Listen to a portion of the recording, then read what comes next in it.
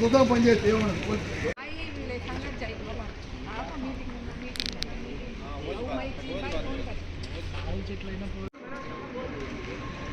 చూడని చెప్పి వచ్చినాడంటే ఎట్లా వస్తారా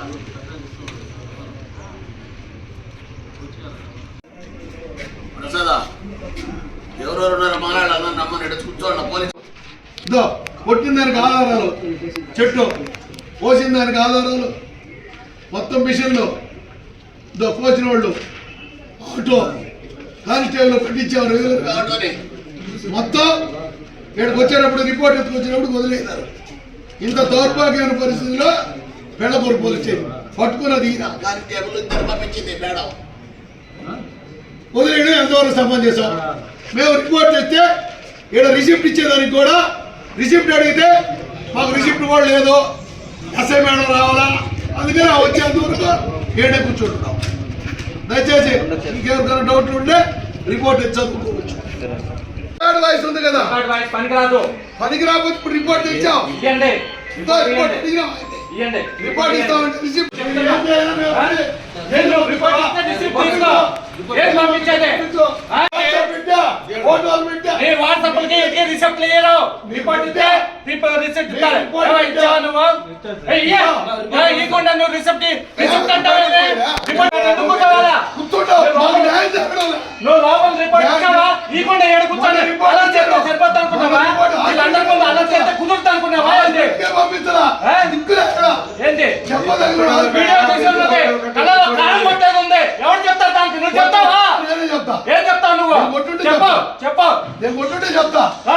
అట్టే ఉంటది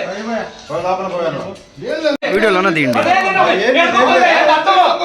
ఆయన కంప్లైంట్ ఇస్తే లోపల ఇస్తాడు, అంతేగాని ఏడు కూర్చుంటే ఇస్తాడా? మేము వచ్చి నీకు చెప్పాలా రిపోర్ట్ ఎక్కడ ఇవ్వాలనేది చెప్పాలి మాకు.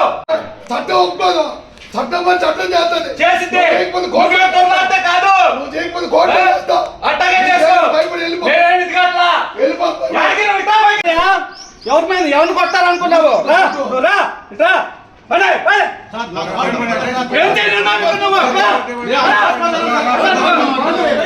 నువ్వు పడా బయటికి, అనవసరంగా ఇక్కడ న్యూసెన్స్ అయిపోక.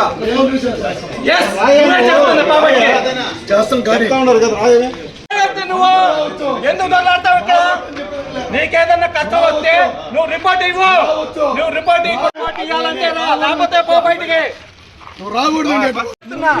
ఇది దొరలాడేది కాదు అని చెప్తున్నా. అందుకే ఏడకొచ్చావు నీకు ఆడకే తెలిసింది. నీకు తెలుసు, మాకు తెలియదు.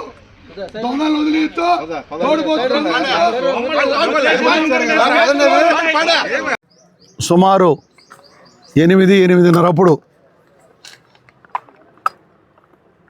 కొంతమంది వ్యక్తులు ఆటోలో వచ్చి మా మన్నేమత చెరువు కట్ట మీద ఉన్న వేప చెట్లను ఒక 5-6ని రంపాలతో కోసి ఆటో పెట్టుకుని కోస్తుండగా హరిబాబు రెడ్డి అయిన మా సర్పంచ్ అక్కడికి వెళ్ళి నాకు ఫోన్ చేయడం జరిగింది.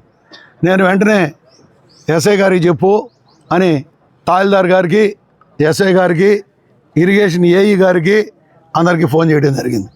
ఫోన్ చేస్తూ అక్కడ చెట్లు కొట్టిన వాళ్ళని వాట్సాప్లో వాళ్ళు ఎవరెవరు ఉన్నారో ఆటోని అన్నింటినీ కూడా సిఐకి, డిఎస్పీ గారికి, సిఐ గారికి, ఎస్ఐ గారికి కూడా ఫార్వర్డ్ చేయడం జరిగింది. నేను ఎస్ఐ గారికి ఫోన్ చేస్తే కనీసం ఫోన్ కూడా లిఫ్ట్ చేయలేదు. 3-4 సార్లు చేశా. ఇంకా హరిబాబు రెడ్డి ఫోన్ చేసి కానిస్టేబుల్స్ని పంపించడం జరిగింది.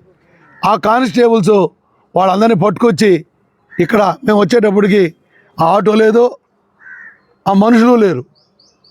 రిపోర్ట్ ఈయన పోతే ఆడెవరో ఒక హెడ్ కానిస్టేబుల్ ఉన్నాడు. రసీదు ఇవ్వమంటే మేము ఎస్ఐ గారితో మాట్లాడాలా, మాకు కుదరదు, రసీదులు ఇచ్చే అలవాటు లేదంటే నేను మా సర్పంచ్ ఇద్దరం పోలీస్ స్టేషన్ బయట కూర్చోవడం జరిగింది. అంతటా సిఐ గారు సంగమేశ్వరరావు గారు వచ్చి మమ్మల్ని బెదిరిస్తూ పోలీస్ స్టేషన్ కూర్చొని రుబాబు చేస్తున్నావు, రిపోర్ట్ ఇచ్చావా అని అడగడం మీరు అందరూ చూశారు. ఫోన్లో చెప్తే ఎవరైనా ఆపదలో 108కి ఫోన్ చేయినా, టోల్ ఫ్రీ నెంబర్కి ఫోన్ చేయినా అధికారులు వస్తారా లేదా నేను సూటిగా ప్రశ్నిస్తున్నా.